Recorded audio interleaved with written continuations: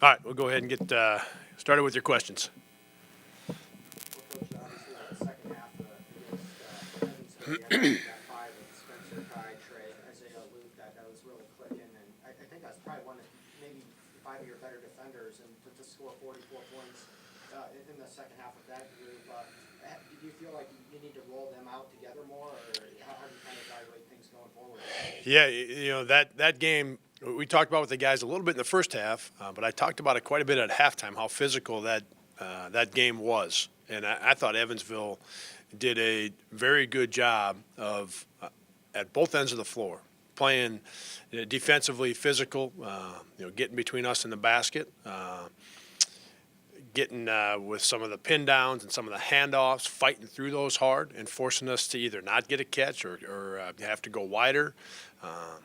And then in rebounding at both ends, I felt like Evansville was a much more physical team than we were. And so we talked about it a lot at halftime. And the group that you mentioned, the group that finished out the game, not only were they playing well, but for us, that can be a physical group. In particular, when you've got Ty, Isaiah, Trey in between the point guard and center positions, those guys can switch some things, but more important than being able to switch some of the stuff, their ability to cover, be physical, rebound both ends, that was really important in that game. Had we not met that challenge in terms of Evansville being physical and really playing well, I thought because of it, we were not going to get all the way back in that game.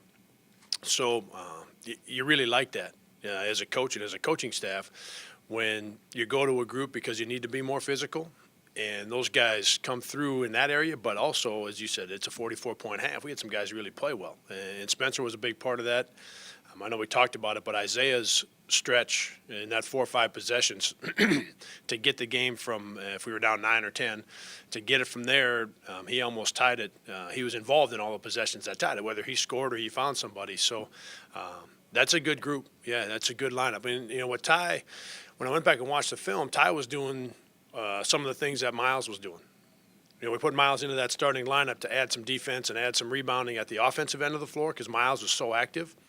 Felt like Ty had one of those games. I don't know how much Ty scored in that last 13 minutes, but he was involved defensively. He was involved in rebounding at both ends, and that was a lot of what Miles was giving us. Spencer's done in your last 2 wins. He's come up with big key plays down the stretch, and then how efficient he's been with his turnover numbers, and then defensively being able to come up with maybe a steal a game. Has he played himself into some more minutes at the point guard position? Yeah, he's going to play. Spencer's going to play a lot. For the most part, he's going to play a lot every night. And I guess a lot can be, whether that's 18 to 20 minutes or it's 28 to 30 minutes. He's going to play every night. And now it changes some game to game for him and for everybody a little bit. But there's no question when not only the scoring part of it, and he's played well down the stretch in the 2 games that you mentioned, the scoring part of it for himself and also the aggressive nature to which he's played offense has been important for our team. But his experience and his improvement, and you mentioned his improvement at the defensive end, has helped him play well. And then he's just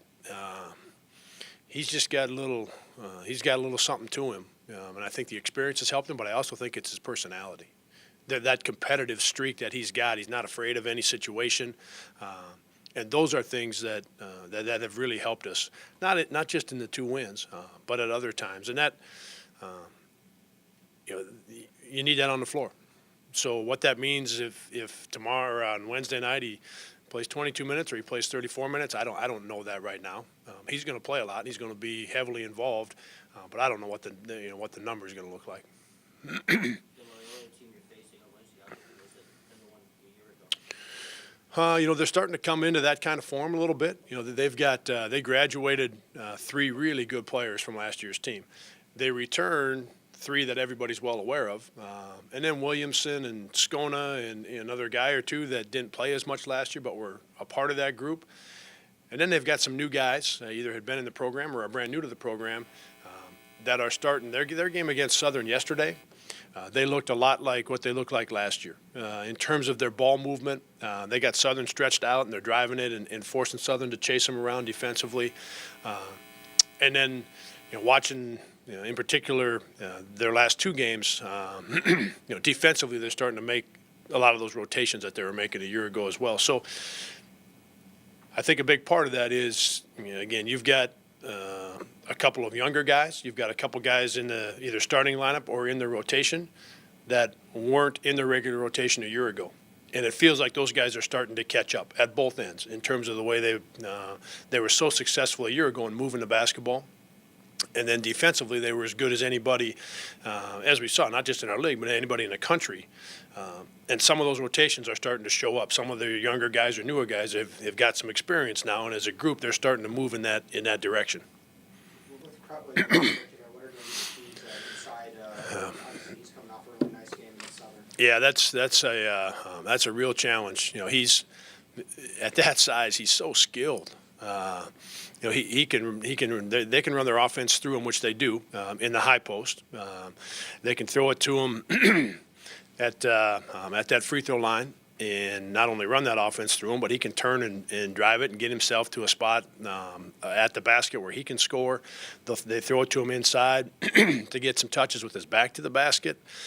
If you play him single coverage, he's really good at getting an angle, and he's going to get a good shot. I think one of the biggest challenges with him is he's got such a good feel and he's such a good passer that when you bring a second guy, he's going to find the right guy more times than not, and so his versatility and his skill level at that size, and he's a competitive kid. That's quite a package when you're talking 6'9" and pretty mobile like he is. It's just it's a lot to deal with in one guy. Is Custer still the guy that makes him go, though, the point guard? Yeah, God, that's a hard one, Gary.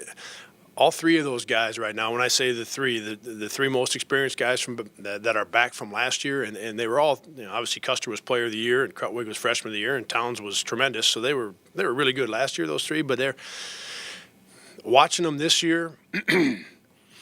Those are the three that are making them go, and it'd be hard to Custer's. He as their point guard.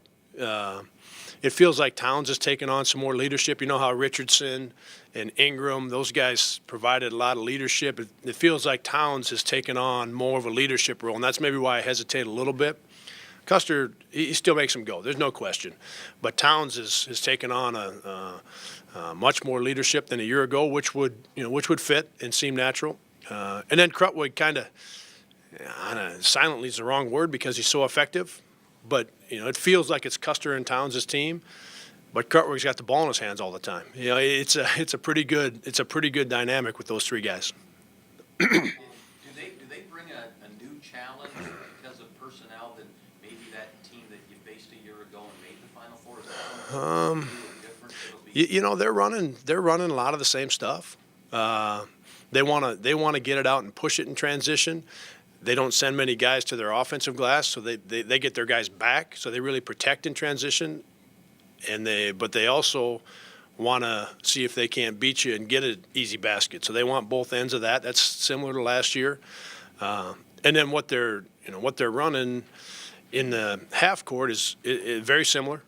Not a lot of changes to it. Still trying to get the same things. So they do. If you other than the three guys that graduated and the new guys that you put in for them, in terms of scheme and what they're trying to get, they look a lot the same. The personnel differences, of course, would be what they are. But as a group, they look a lot the same. Look at